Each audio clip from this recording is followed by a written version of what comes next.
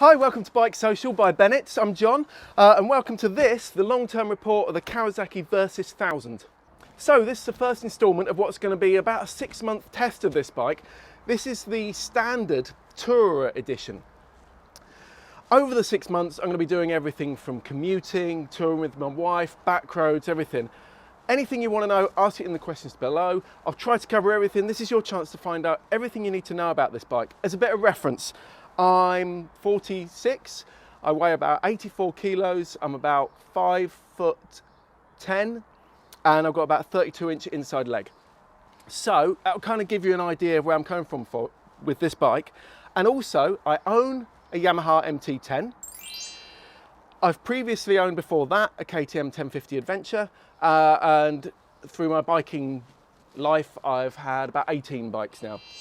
I nearly bought a Versys 650 at one point, but I bought the KTM 1050 Adventure in the end anyway. So this one, first impressions, what do I think? Well, having been on the launch of the SE model, I really loved it.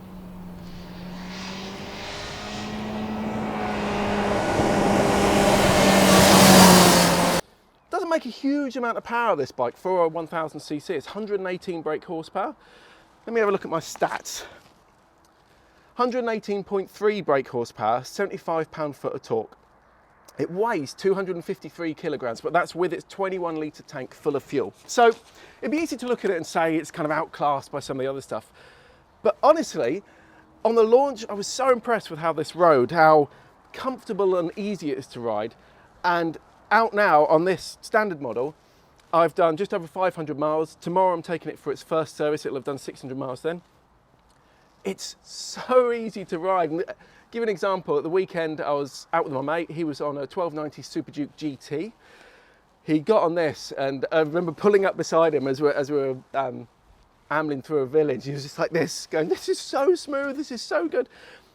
But don't believe that that makes it soulless, because it's still really exciting to ride. Now, I've got to do proper back roads on this, but the back roads I have done, they've been thoroughly enjoyable. The suspension, which is completely standard suspension on here. You've got some adjustment, but we'll go into that more deeply later. Compared to the SE model, what you're losing here, especially, is the semi-active suspension. Now, it's very good on the launch, but so far, over only 500 miles, it's been great.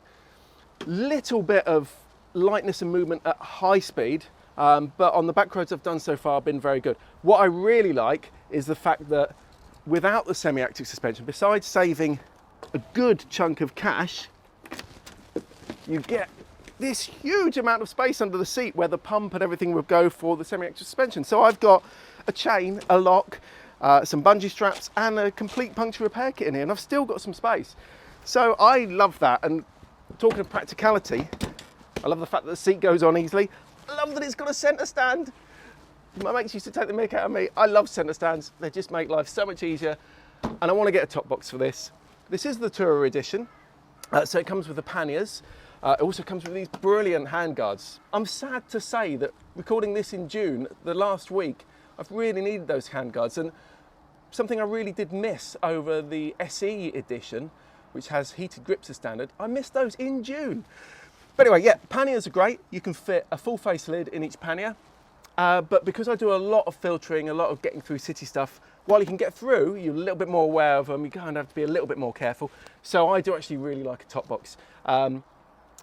Buying the top box separately with the Tourer edition is cheaper than going for the Grand Tourer, which includes the top box full luggage, crash guards, and some other parts that just put that price up a bit. Still great options, got the spotlights and everything, but for me, I just want that top box.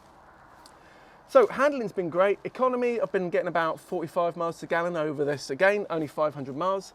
And that's meant a range of a good 200 miles I've been getting. Actually, the range on the dash seems really inaccurate, but in a really pessimistic way, which I find unusual. My KTM 1050, when you filled it up, it would say you've got 300 miles of range when it was full, which is ridiculous. This, fill it up and it says about 140 miles. So it's quite pessimistic, but I'm quite heavy-handed on the throttle. I'm not the most economical rider at all, but I'm not even the fastest either, so of the people I know. So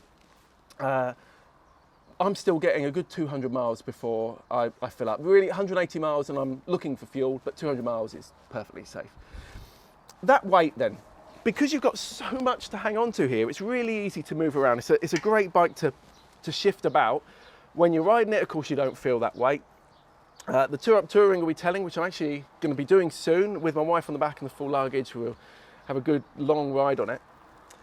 But the weight really is carried well. And even putting it on the centre stand, it's dead easy to get on. Now, a very wise man tells me that's part of the way the centre stand's mounted on there, but it is dead easy to get that on there. So yeah, it's just so easy to ride. Now, over the last week, we've had torrential rain. It's been horrible summer so far. It's going to get better, definitely. But I was testing some wet weather kit, including this jacket. It was waterproof. So did 100 miles just up and down the motorway, just to get myself properly drenched.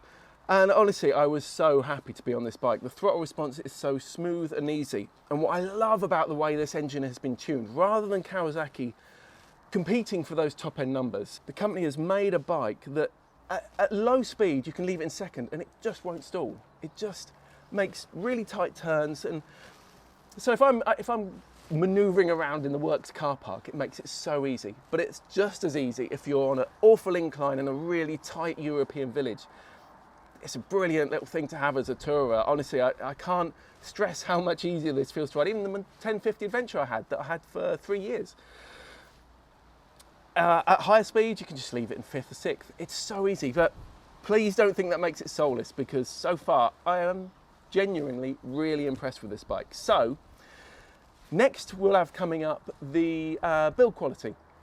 So we'll have a closer look at it. I've taken the panels off, got some pictures to show you, and we'll have a closer look at how this thing's put together. But for now, let me know what you think of the Versys 1000, and I'll see you again soon.